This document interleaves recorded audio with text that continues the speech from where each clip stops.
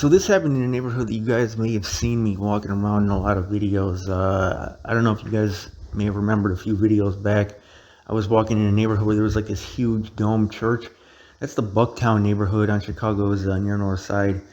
Very historic neighborhood, man, and a lot of nice homes there. A neighborhood that's seen a lot of change in the last few decades.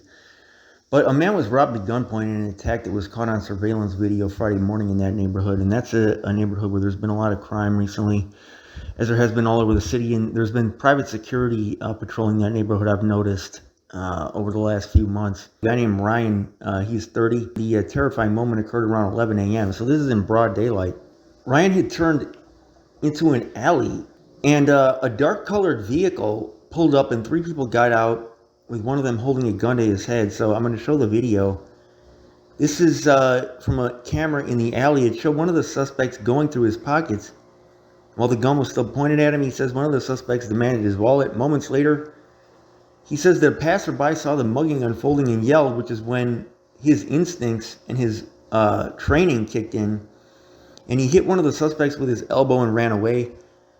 They said he held a gun up to my head, he showed it to my face, and then he went beside me and he said, "I'm going to kill you unless you give us your wallet."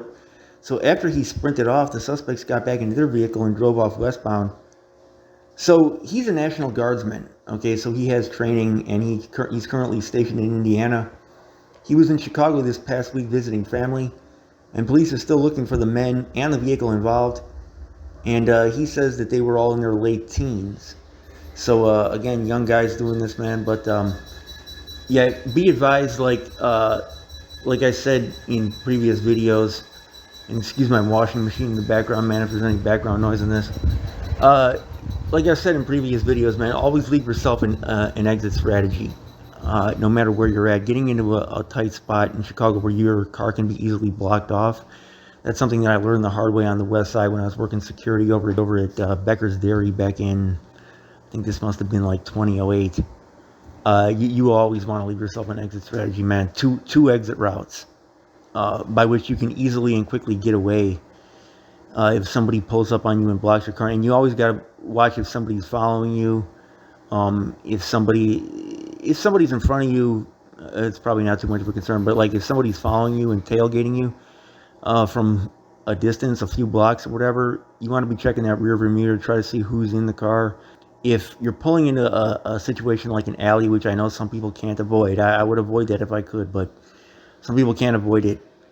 If you are pulling into an alley and somebody's following you down the alley, then you want to keep going, okay? Even if your garage is off to the right or whatever, you don't want to stop and pull. If somebody's following you into an alley, you want to keep going and just go around the block, do whatever you have to do. Don't stop as long as they're still following you.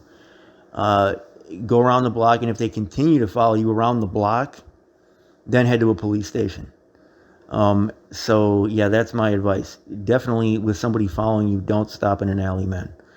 Because there's guys following guys like that, and you got to ask yourself the question, what are the odds that this person would be pulling into this alley, at the exact same time as me? How many people's garages are really in this alley? And do I recognize that car? Is this somebody who lives on the block? You got to be asking yourself these questions and thinking this stuff all the time, because he could have been dead in there. He could have easily been dead. Sometimes these guys will kill you, even if you give them the stuff. So, giving them the stuff is always the best option. That gives you the best chance. You definitely don't want to fight them for the stuff. That's a big no-no. Just give it up, and don't pull out your gun and start blowing at them and start up a shootout that's probably going to get 10 kids in the adjacent houses killed. Just give him the stuff.